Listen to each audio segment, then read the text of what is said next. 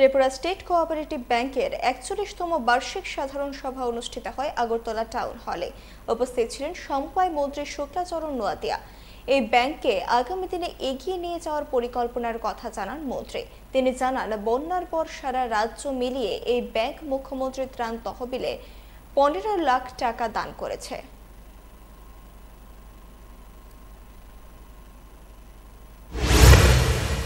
Common service centre CSE যে অনুমোদন দেওয়া, তার মানে আমাদের দেশের প্রধানমন্ত্রী নেতৃত্বে এবং সমবায় দপ্তরের মন্ত্রী ভারত সরকারের ওনার নেতৃত্বে আমরা আগামী দিনে আরো এগিয়ে যাওয়ার জন্য আমাদের পরিকল্পনা।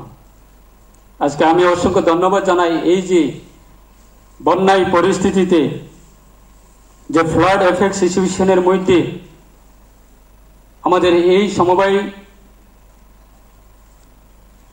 ব্যাংকের মাধ্যমে আমরা রাজ্য সরকারের এবং রাজ্যের মাননীয় মুখ্যমন্ত্রীর ত্রাণ তহবিলে রিলিফ ফান্ডে আমরা সারা রাজ্যের ক্ষেত্রে যদি আমরা কম্পেয়ার করি, স্টেট কোঅপারেটিভ ব্যাংক আজকে প্রায় ১৫ লক্ষ টাকা আমরা চিফ মিনিস্টার রিলিফ ফান্ডে আমরা দিতে পেরেছি। সেটা আমাদের একটা বড় অ্যাচিভমেন্ট।